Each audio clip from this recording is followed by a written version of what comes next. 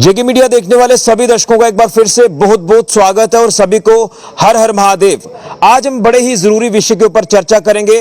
जैसे कि आप सब लोग जानते हैं कि मनुष्य व्यक्ति इस समय भाग दौड़ भरी जिंदगी जी रहा है, काम काज में व्यस्त है और कहीं ना कहीं मानसिक तनाव का शिकार भी हो रहा है, यूं कहें तो डिप्रेशन का शिकार हो रहा है। किस तरह से इन परिस्थितियों से बचा जा सकता है, किस तरह से डिप्रेशन से हम बच सकते हैं, आज हम बात करेंगे अध्यात्म और ध्यान को लेकर।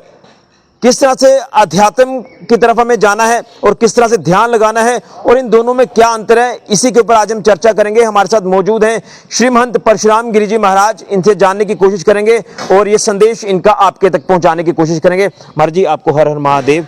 तो अध्यात्म और ध्यान में क्या अंतर है और आज के वक्त में जो हम मानसिक तनाव से गुजर रहे हैं, जो हम जिंदगी जी रहे हैं, क्या कुछ कहेंगे, कितना जरूरी है इस मानसिक तनाव से बाहर निकलना और कैसे आध्यात्म की तरफ जाना और कैसे हमने ध्यान लगाना है? बिल्कुल, जेके मीडिया के माध्यम से ऋषि जी बहुत आवश्यक है। ध्यान धारणा, अध्यात्म और ध्यान में आपने पूछा अंतर क्या है? दोनों एक दूसरे के पूरक हैं और ध्यान एक अवस्था है।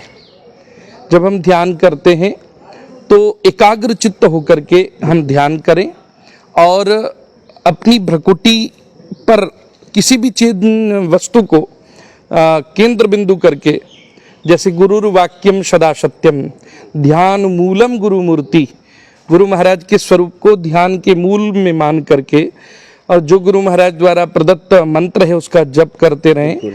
और वो ध्यान की एक अवस्था है। रही बात आध्यात्म की, अध्यात्म एक जीवन शैली है।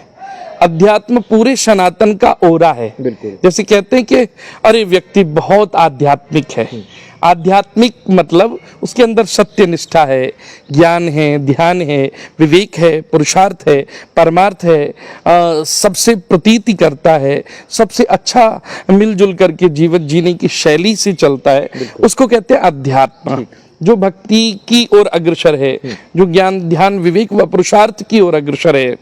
ऐसे में चाहिए वर्तमान परिप्रेक्ष्य में, आपने बहुत सुंदर बात कही कि महाराज जी बहुत तनाव है और वाकई में है। आज के समय में भाग दौड़ इतनी ज़्यादा है, जल्दी उठना, उठने के बाद में भी फिर उनको गृहस्थ जीवन, फिर नाना प्रकार के काम का प्रेशर, फिर वो वापस चलो वो काम को प्रेशर, उसके बाद में भी कई प्रकार की आर्थिक, मानसिक और अन्य कई तनाव हो जाते हैं। ऐसी स्थिति में मुझे ऐसा लगता है कि संतोषात् परमम सुखम, संतोष से बड़ा कोई सुख नहीं हो सकता। बिल्कुल। इस संतोष का मतलब ये नहीं कि आप अपनी प्रगति को विराम दे दो। विराम भी नहीं देने का कहूँगा, मैं कहूँगा जरूर आप अपनी आशाएं, आकांक्षाएं, लालसाएं जो आपकी हैं उनके लिए समर्पित रहिए, उनके लिए अपने पुरुषार्थ को और प्रवीण कीजिए। लेकिन उस पुरुषार्थ की प्रवीणता के साथ साथ अपने आप को अंतर्मुखी भी बनाइए। बाह्य के साथ साथ हम अंतर्मुखी भी बने।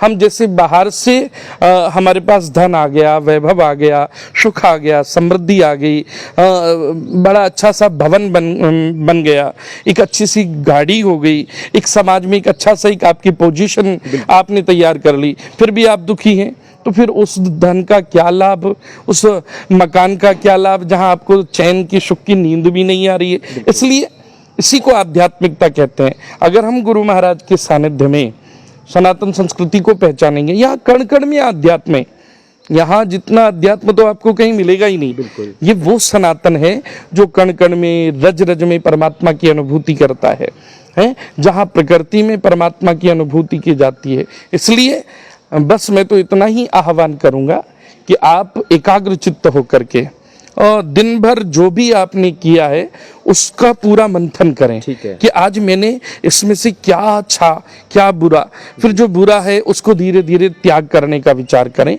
और जो अच्छा है, जो गुणशाली है उसका गहन करें और उसको संजोए रखें, तभी आप डिप्रेशन से दूर जा सकते हैं। यानी आपने जो कहा इसका हम अगर निचोड़ निकाले तो अध्यात्म में यही है कि अपने जीवन की शैली, परमात्मा की तरफ ध्यान, अपने काम में भी ध्यान लगाना, हर तरह का जो ओरा आपने कहा, जीवन जीने की शैली है, शतम विहाय भोक्तव्यम। भोक्तव्यम, बिल्कुल। सो काम छोड़ करके आप शुद्ध भोजन करें। बिल्कुल। भोजन का हमारे शरीर पर बहुत प्रभाव पड़ता है, जैसा अन्न खाएंगे वैसी प्रवृत्ति होगी।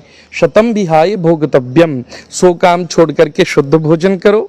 सहस्त्रम स्नानम आचरेति, 1000 काम छोड़ करके ब्रह्म मुहूर्त में स्नान करो। ब्रह्म मुहूर्त में स्नान क्यों कहा भाई? ब्रह्म मुहूर्त के बाद भी तो कह सकते थे, लेकिन इसलिए कहा कि जब हम ब्रह्म मुहूर्त में उठते हैं तो हमारी शरीर एकदम शुद्ध और शाश्वत होता है, इंद्रियां एकदम जितेंद्रिय होती हैं।